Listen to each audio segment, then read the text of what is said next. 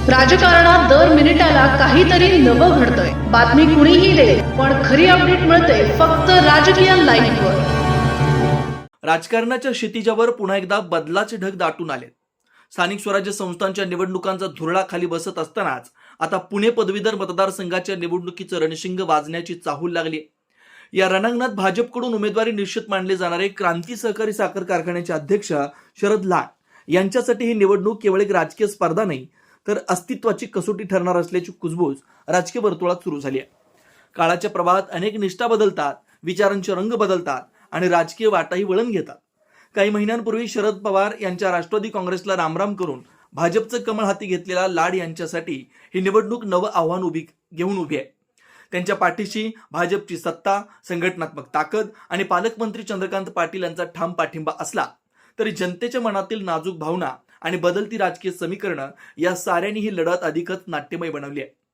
पित्याच्या वारशाची सावली, पुत्रासाठी कठीण परीक्षा।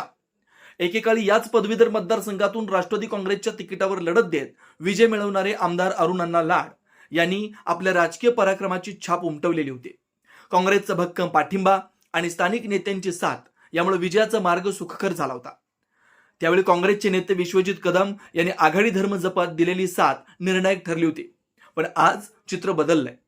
काळानं आपली दिशा बदलली आहे आणि राजकीय मैत्रीचे धागे सैल झालेत। एकेकाळी साथ देणारे हात आता तितकेसे जवळ राहतील का, हा प्रश्न लाड यांच्या राजकीय भविष्याभोवती गूढ सावली निर्माण करतोय। महायुतीतच नवा प्रतिस्पर्धी भैया माने यांची दमदार एंट्री। राजकारणात कधी कोण मित्र कोण प्रतिस्पर्धी बनेल हे सांगणं कठीण असतं। महायुतीतीलच राष्ट्रवादी काँग्रेसनं या रणांगणात स्वतःचा योद्धा उतरवण्याची तयारी सुरू केली। कोल्हापूरच्या मातीतून उगवलेले आणि मंत्री हसन मुश्रीफ यांचे विश्वासू सहकारी भैया माने हे आता पदवीधरच्या रणांगणावर आव्हान म्हणून उभे राहिलेत। मुश्रीफ यांनी माने यांच्या उमेदवारीचे संकेत देताच राजकीय वर्तुळात खळबळ उडाली।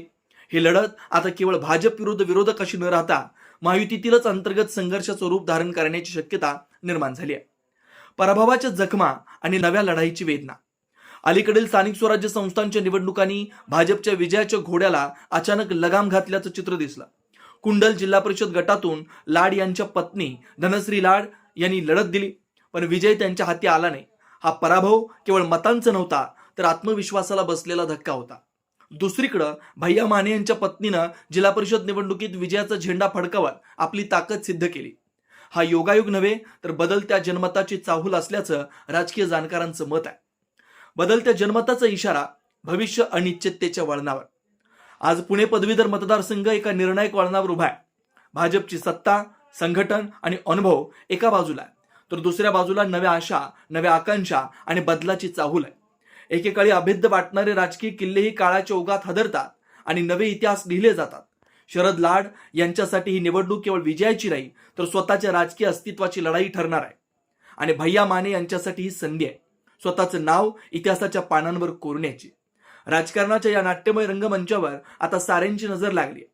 कोण विजय होईल आणि कोणाच्या स्वप्नांचा सूर्य मावळेल हे ठरवण्याची वेळ आता जवळ आली आहे। राजकीय घडामोडींचा सर्वात वेगवान अपडेट फक्त इथेच राजकीय लाईव्हवर।